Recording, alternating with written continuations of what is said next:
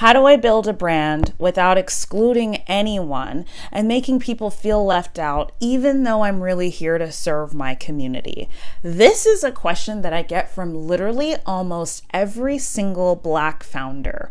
No exaggeration. If you think I'm talking about you, I'm talking about 20 people right now that I've spoken to this quarter who have all said this.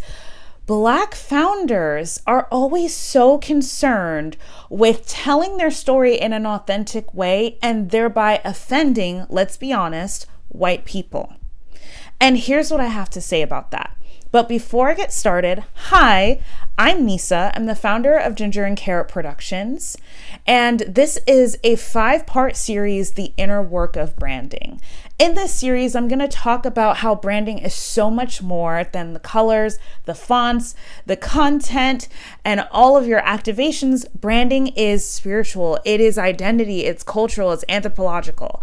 And that context is so important in understanding how it is that you're communicating those beliefs and those values with your audience so that they understand, is this brand for me or is this brand not for me? Both questions are very important to answer and valuable to the growth of your company.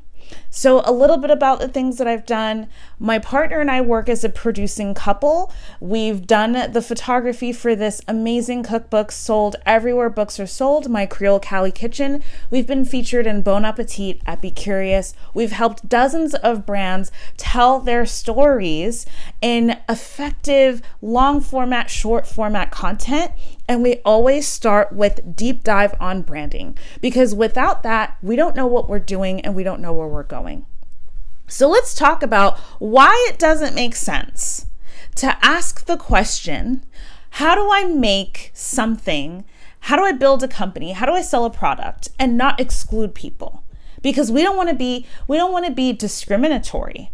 Here's why that question doesn't make sense, and here's my response to that. Number one, you're operating on the assumption that racism goes both ways. Racism does not go both ways. Racism and discriminatory practices as a whole, any ism, you can put this here, is about the privileged and is about the oppressed. The privileged meaning, in this case, race. Whiteness and proximity to whiteness, something that you're just born with, something that you cannot work for and you cannot earn. You just either have it or you don't. That only works from the top down, from the privileged to the oppressed. That's it. It does not matter how the oppressed feel about being oppressed. There's no reverse racism. There's no world where white people experience racism, because racism fundamentally is built on the concept of whiteness, which is that white people are inherently good, superior, smarter, healthier. Anything that you would associate with anything positive is associated with whiteness. They're pure, they deserve love, all the things. And it does not matter if you are literally homeless on the street, you will have white privilege if you're a white person, because how you're going to experience that difficult time in your life is going to be very different than someone who is in those same shoes, but of a different race.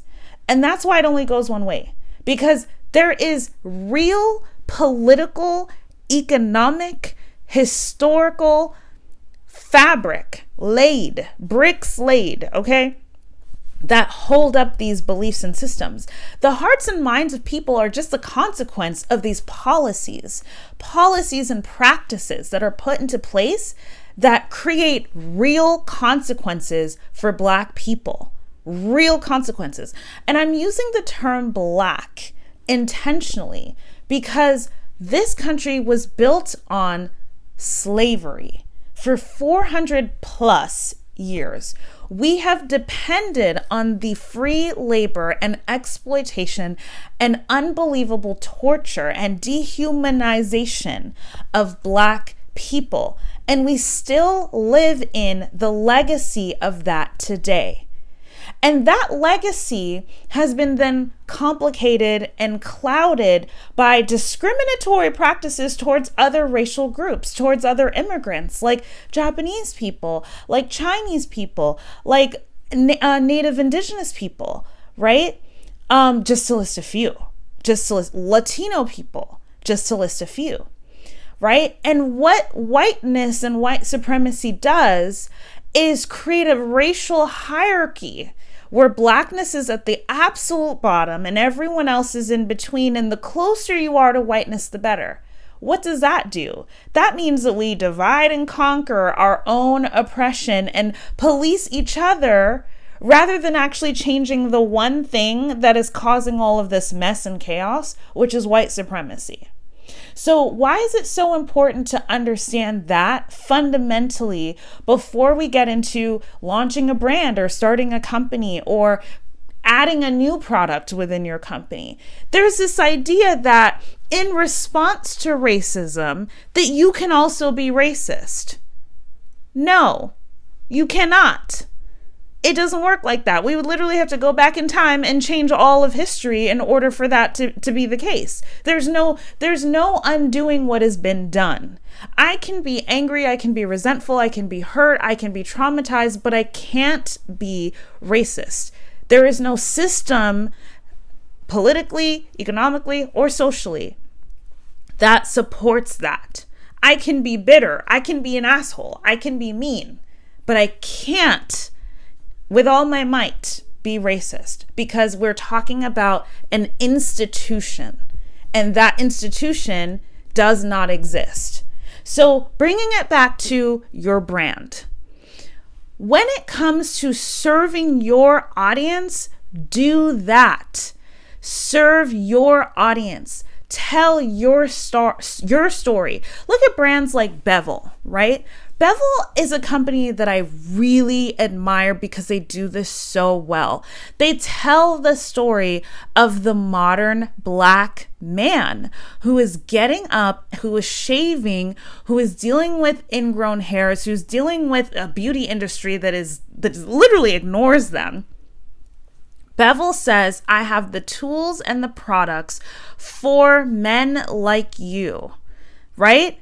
And Black men are like, oh my God, this is amazing. And Bevel is an amazing brand. And they later sold to Procter & Gamble. Like, they had a successful run. And it's honestly one of the best brands for men of color for that reason. It doesn't exclude white men, right? Including and focusing on and narrowing in on the needs of Black people does not exclude everyone else. Only white supremacy is built on that belief system. There is no other some kind of supremacy. There's just white supremacy and everyone else is being oppressed. So when you are actually serving a group of people that are underserved, that are marginalized, that are underestimated, that are really in the process of healing. Like, Black people, as messy as it is, we're in the process of healing. We're in the process of rediscovering ourselves and figuring out where we fit into this whole thing, right? That is inherently going to be a positive thing. You should focus on that. Focus on that and know that you are fundamentally not, because there is no history, there's no policy to support that, discriminating against anyone else, by focusing on serving your community.